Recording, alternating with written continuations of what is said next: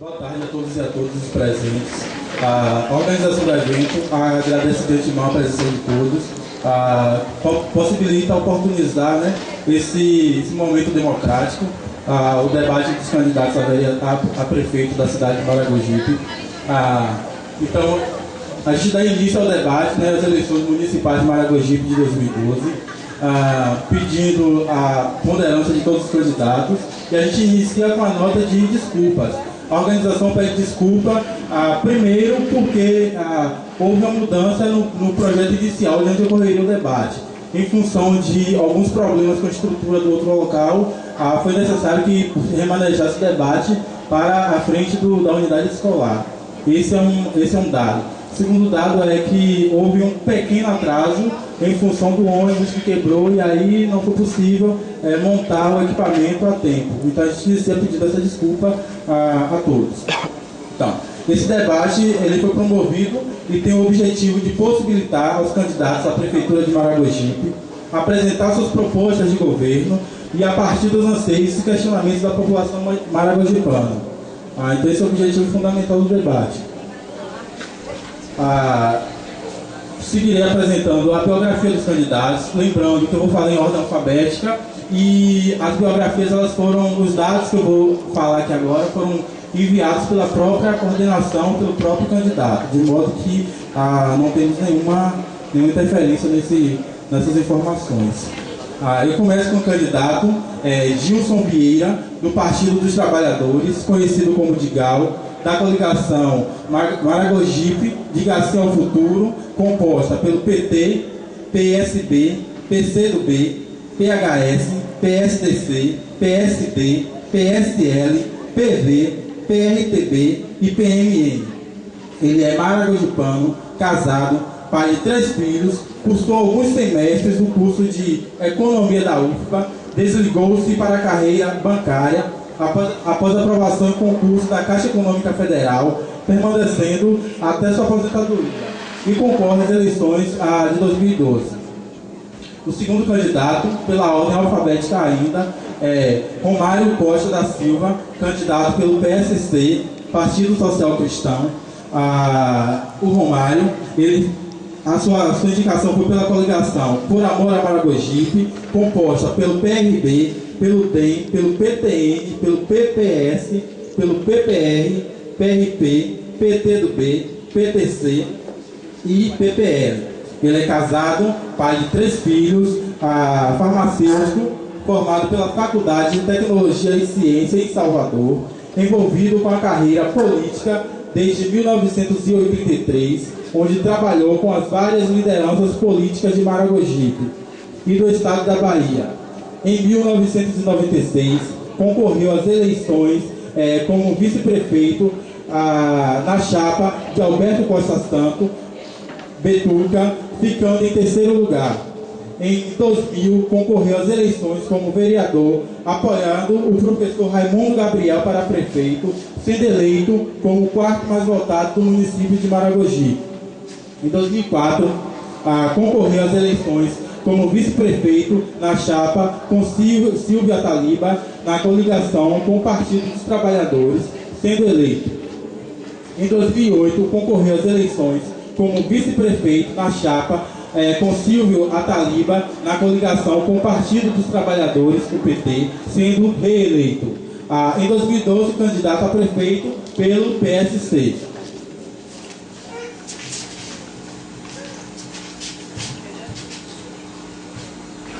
A terceira debatedora, a candidata Vera, ela não está presente e mandou um ofício, qual eu vou ler. Ofício número 1, de 2012, Maragogipe, 12 de setembro de 2012. Aos organizadores do debate.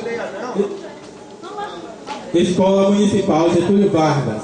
Prezados senhores, antes de tudo, renovo as mais elevadas protestos de estima e consideração, ao tempo em que agradecemos em nome da coligação Mudança de Verdade o convite para participar do importante debate, que sem dúvida torna-se imprescindível em um período eleitoral, principalmente por contemplar a todos os candidatos determinando espaço para discutir o futuro do município e suas propostas para o crescimento e, consequentemente, a melhoria da qualidade de vida de toda a população.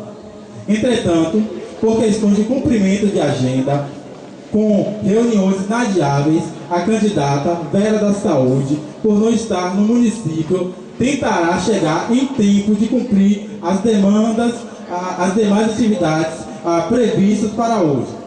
E dentre elas está a alusiva atividade do debate. Contudo, para garantir o curso normal do debate e não gerar nenhum transtorno em relação ao horário de início, informamos que a candidata Vera da Saúde não se fará presente pelas razões que expomos anteriormente. Salientamos que o nosso plano de governo encontra-se disponível para todos os interessados no site da Justiça Eleitoral e, posteriormente, será disponibilizado a referida entidade.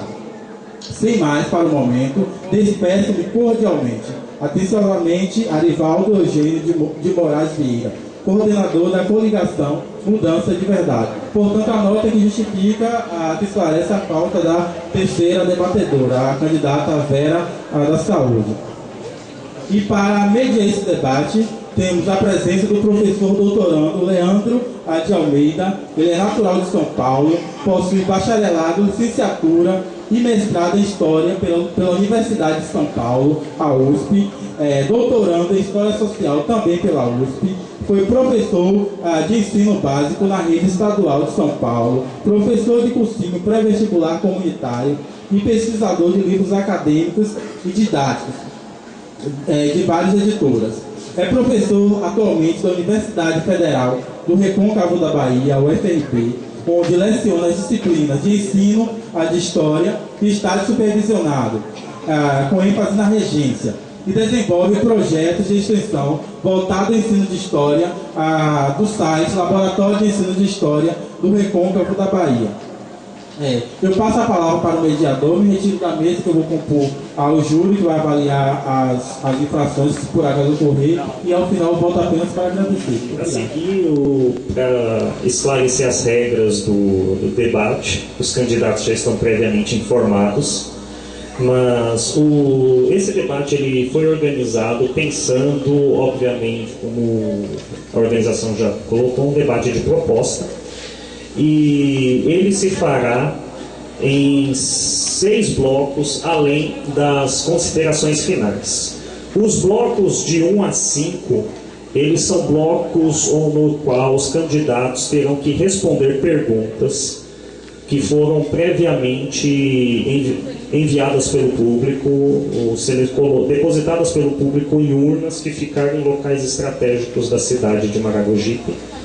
E no período de 4 a 14 de setembro, em alguns dos locais foram a Associação dos Professores, a Casa de Cultura, Viação Jauá, e nos bairros, em algumas associações, um deles aqui o Campanema, o outro o Dendê. Então essas perguntas durante esse período foram coletadas, foram selecionadas, foi feita uma triagem pela organização do evento, entre as quais, dentro dessa triagem, foram excluídas todas as perguntas que foram direcionadas diretamente aos candidatos. Essa era uma pré-condição para que a pergunta fosse aceita. Uma vez que a pergunta não tivesse sido aceita, tivesse sido direcionada para os candidatos, ela foi selecionada e, no máximo, foi feito algumas correções quando necessário em termos de redação, concordância, etc. Fora disso, a ideia central da pergunta foi mantida. As perguntas estão todas em poder, a versão original e a versão digitada que será usada no sorteio, elas estão em poder da organização e a qualquer momento podem ser consultadas. E essas perguntas elas foram organizadas em 5 temas, que vão pautar a ordem dos 5 primeiros blocos. O primeiro tema é saúde, o segundo, educação, o terceiro, segurança, o quarto, infraestrutura e o quinto, geração de emprego e renda. Então, para cada um desses temas, nós vamos seguir um ritual que vai ter que ser modificado aqui por conta da ausência da candidata, Vera.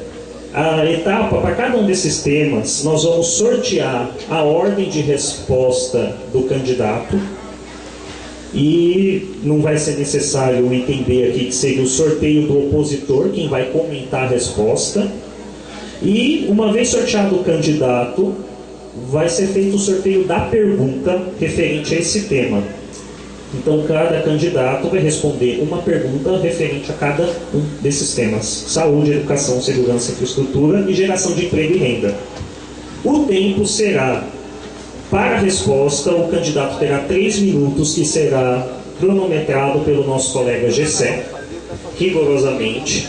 O opositor, no caso, vai ter 1 minuto e meio para réplica, e em seguida o candidato que respondeu a pergunta vai ter 1 minuto para a réplica.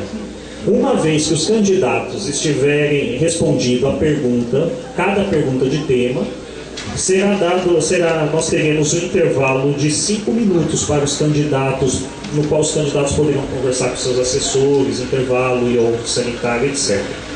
Então, passado esses 5 primeiros blocos, o bloco 6 será destinado para perguntas diretas entre os candidatos. E aí a pergunta, obviamente, é tema livre. E no qual os candidatos, cada candidato vai fazer 2 perguntas e também vai responder 2 perguntas. Portanto, nós teremos uma rodada de 4 questões entre os candidatos. E, claramente, nós vamos fazer 2 rodadas, aqui também uma modificação na regra, que iria ter um sorteio a cada rodada, mas agora nós vamos fazer somente o sorteio para quem pergunta. A informação aqui que, devido ao atraso, não haverá o intervalo entre os blocos. Mas, retornando aqui, o sorteio, então, uma pessoa vai fazer, e o tempo para esse bloco 6, ele será, a pergunta de um candidato para o outro será feita em 1 minuto, o candidato terá 3 minutos para responder, a réplica será em tempo de 1 minuto e meio e a tréplica em 40 segundos. Finalizado esse 6º bloco, as considerações finais, que levarão 3 minutos para cada candidato para encerramento do debate. Algumas pequenas observações. A primeira delas é que pedimos que os candidatos sigam rigorosamente o tempo e destinado à pergunta, acompanhando no cronômetro ali no telão, cronômetro público, e caso um dos candidatos ultrapasse o tempo da primeira vez, será feita uma advertência, e da segunda vez haverá uma penalidade de 30 segundos nas considerações finais para o candidato. Outra, os candidatos, eles obviamente estarão acompanhados dos seus correligionários, candidatos a vereadores, coligação, liderança e outros, aqui no espaço público, mas eles não poderão ter acesso aqui ao espaço do debate, que somente será de acesso dos candidatos e de mim, Leandro, que estou mediando esse debate. Também não será permitida que neste local de debate seja portado bandeiras, santos, botões e similares, sendo proibida também as músicas de campanha. Então, é um pedido que a organização encarecidamente faz para os correligionários que respeitem essa norma no debate. E também,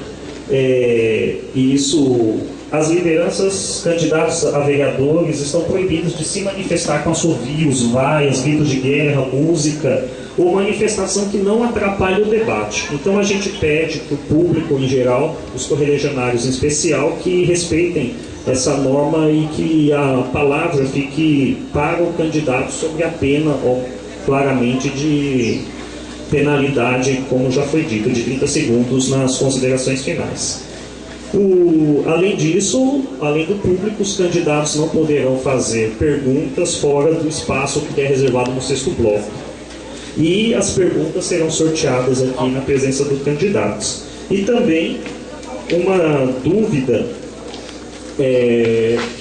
como devido ao procedimento da organização, que foi a primeira coisa que foi dita, essas perguntas foram previamente coletadas no primeiro de uma semana, não é facultado ao público fazer perguntas. Então, não haverá espaço para perguntas durante o debate por parte do público, tendo em vista que já estamos... Então, nesse sentido, esse é um debate fechado. Então, eu agradeço e agora, de fato, feito esse esclarecimento, nós vamos dar início ao sorteio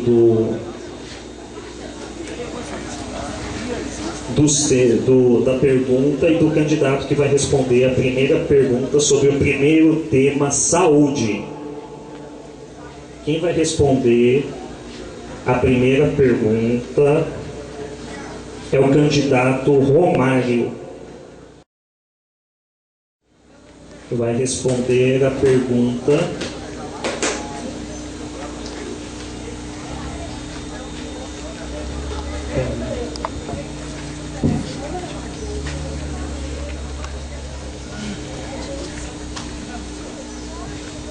candidato Romário, o que o senhor pretende fazer para melhorar a qualidade de vida de todos? Em relação à saúde, quais são seus projetos para melhorar o atendimento tanto no hospital quanto nos postos de saúde? Candidato, o senhor tem 3 minutos para a resposta. Boa tarde a todos. Como temos que ser objetivo, quero que me dispense saudações às demais pessoas. O tema saúde é de suma importância. E nós temos um plano de governo onde nós temos as nossas propostas para a questão da saúde.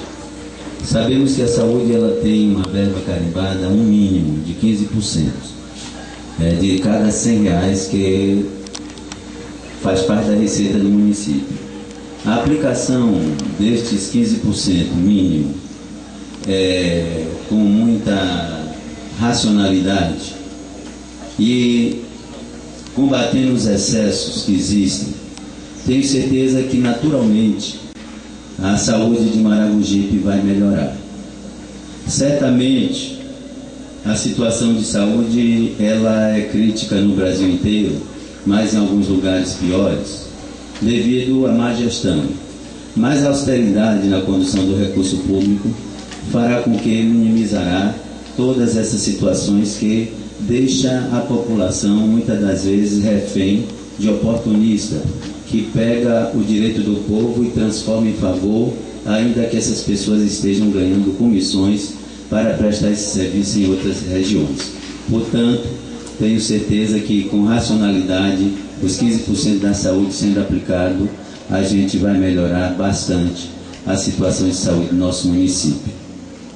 Porém, tenho aqui algumas propostas, mas inclusive em relação à situação de maternidade. Sempre tem essa crítica sobre maragogipanidade, mas hoje, ainda hoje, as pessoas não nascem em Maragogipe porque não tem uma estrutura.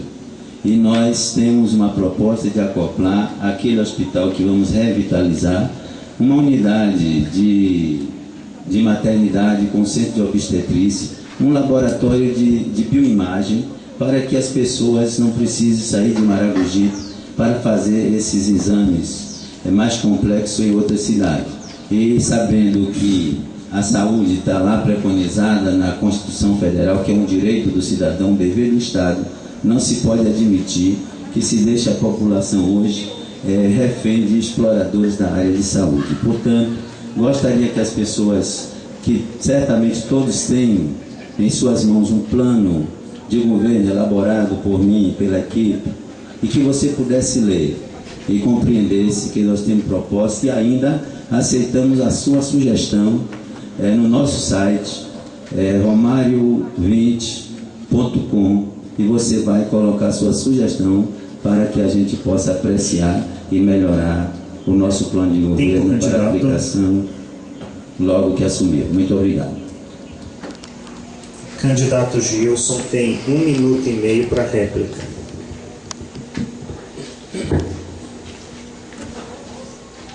Réplica não existe neste momento, porque eu concordo com o que o Romário falou.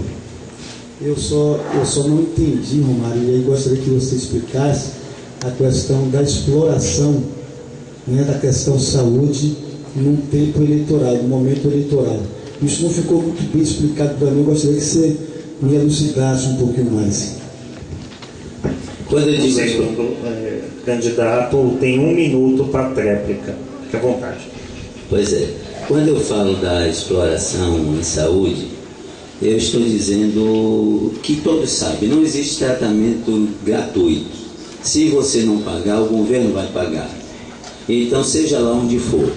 De modo que quando alguém ilude a população dizendo que está fazendo uma ultrassonografia gratuita, uma mamografia, está enganando a população. E levar para fazer em outro hospital, está ganhando uma comissão do mesmo jeito que quem vende produto da Boticário, da Natura, da Avon ganha uma comissão. Quem transporta essas pessoas também ganha comissão para fazer esses exames lá fora. Estou me referindo a isso, Digal. Não sei se satisfaz a sua curiosidade. O senhor, senhora, pode nos mostrar a favor dos nossos jovens que cada vez mais estão se envolvendo com o uso de drogas na cidade. Como reduzir isso? O senhor tem 3 minutos para a resposta. Boa tarde a todos. Queria agradecer esse convite para a gente conversar, falar sobre as demandas, os quereres de Maragogipe, as nossas dificuldades e as nossas soluções. Eu tenho dito, como falei no último debate, nessa questão, é preciso chamar a célula maior da sociedade, a célula máter da sociedade, que é a família. Em primeiro lugar, a família.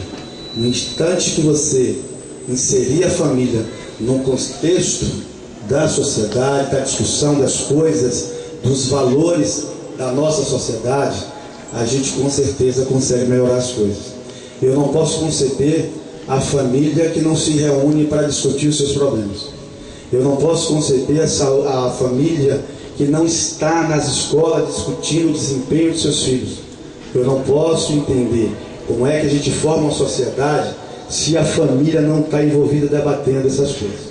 Então, primeiro, a questão do crack, do envolvimento com as drogas, passa essencialmente da educação familiar. Passa por uma formação dentro de casa, passa por uma formação dentro da escola, passa por uma consciência coletiva de todos nós. A sociedade precisa se envolver nisso. Não adianta apenas dizer que tem que colocar a polícia, tem que prender, que tem que fazer, que tem que diminuir a maioridade. Isso não resolve. O que resolve é você dar primeiro a sustentação familiar ao jovem e depois dar a ele a oportunidade, a expectativa de ser amanhã o que ele hoje ainda não pode ser.